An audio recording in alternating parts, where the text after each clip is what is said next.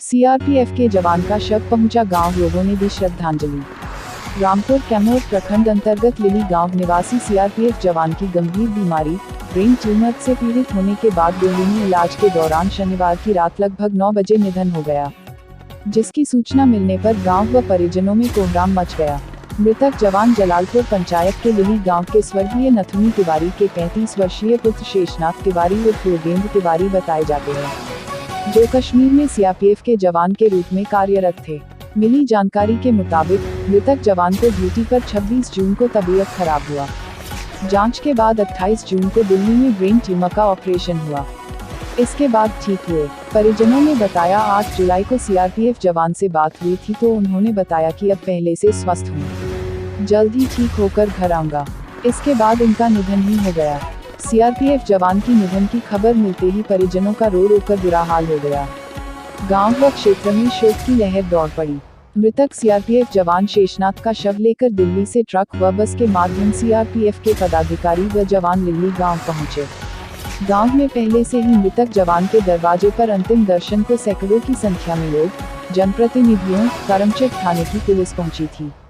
गांव में सीआरपीएफ के गाड़ी से शव पहुंचते ही लोगों द्वारा भारत माता की जय, शेषनाथ अमर रहे, जब तक सूरज चांद रहेगा, शेषनाथ तुम्हारा नाम रहेगा सहित कई प्रकार नारे लगाए जा रहे थे। दिल्ली से मृतक जवान के शव के साथ आए सीआरपीएफ के पदाधिकारी व जवानों द्वारा दरवाजे पर तिरंगे से ताबूत में लिपटे शव को रखा गया। इस दौरान लोगों की आंखें नम हो गई। सीआरपीएफ के पदाधिकारी व जवानों, करमचट थानाध्यक्ष संजय कुमार सिंह द्वारा मृतक साथी जवान को बारी बारी से पुष्प चक्र को चढ़ा श्रद्धांजलि दी गई। इसके बाद शोक धुन पर गार्ड ऑफ ऑनर दिया गया।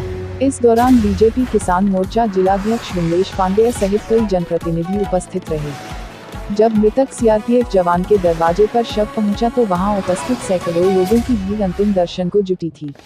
इस दौरान अंतिम दर्शन करते लोगों की आंखों में आंसू आ गया।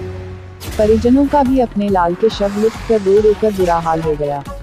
सभी का कलेजा चाक हो रहा है। मृतक जवान की 90 वर्षीय मां वारंती कुंवर अपने बेटे के शव से लिपट कर रोने लगी। रोते रोते मां कह रही थी, उठ बाबू, तोहार माए आई बानी, जाग उठना। इस करुणा वाली दृश्य को देखकर सबकी आंखें भर आई। पत्नी नीतू देवी अपने पति के शव से लिपट रोते हुए कह रही, उठिए प्राण, अब मेरा कौन सहारा बनेगा, बेटी आराध्या के सपने को कौन पूरा करेगा। इस दौरान दृश्य को देखकर दिल झकझोर रख दे रहा था।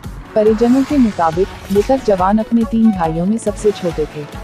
बड़ा भाई बनारसी तिवारी, मझले भाई काशी तिवारी, तीसरे नंबर पर शेषनाथ तिवारी थे।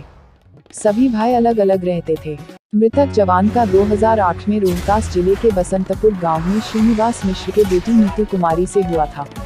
2006 में हुए थे।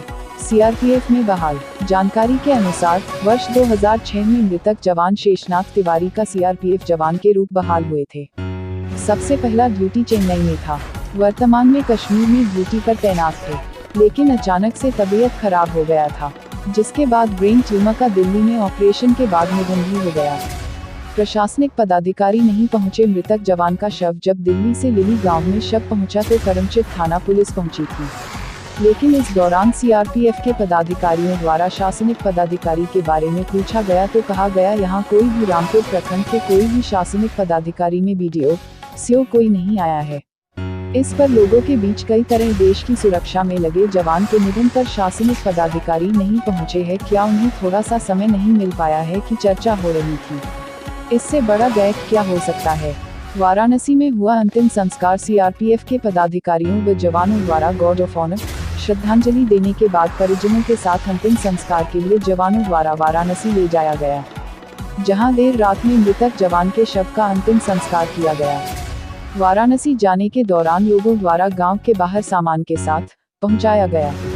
देखिए ऑल इंडिया न्यूज के लिए कैमूर से सतीश कुमार के साथ रमाकांत मिश्रा की रिपोर्ट।